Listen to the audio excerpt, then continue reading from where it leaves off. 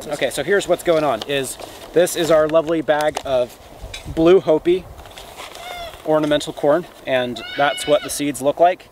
And they're blue, obviously, so they're going to make blue corn, and that's pretty exciting. So what's the dilemma here?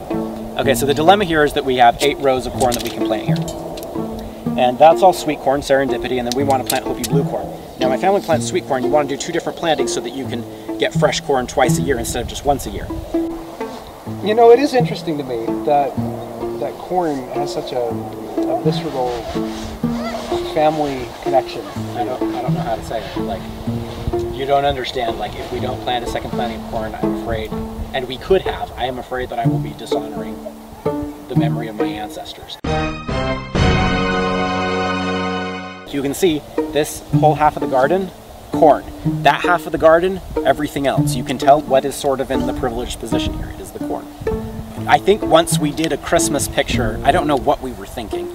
Probably we weren't. But we had a Christmas picture. The tagline was, "We're up to our ears in Christmas cheer," and we took it in like July for that Christmas. And we all were like holding corn ears up to our ears, get it? Because we're up to our ears and ears. Also, there's corn.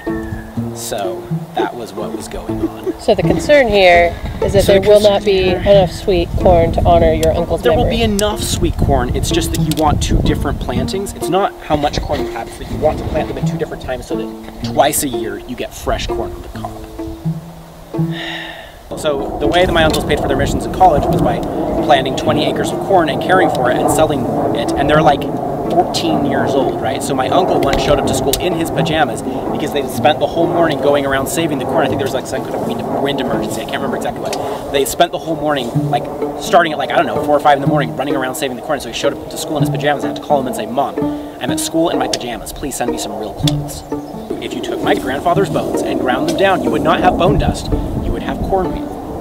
Because he's made of corn. Probably not just my uncles and grandpa, like, it probably goes back. I've heard stories, not about corn, but about other things, and I just think, like, I think I'll probably be dishonoring, like, at least 4 generations back. Oh dear, let's not do that. So I really can't afford to make that many people angry. My grandfather died, like, 4 months ago. This isn't happening. Okay, I'll tell you what we're gonna do.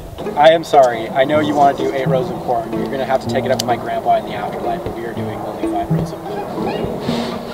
No maíz, no país. We're going to plant a bunch of Hopi blue corn over there. We're going to fill that thing chock full. Okay. I don't care how much we put over there.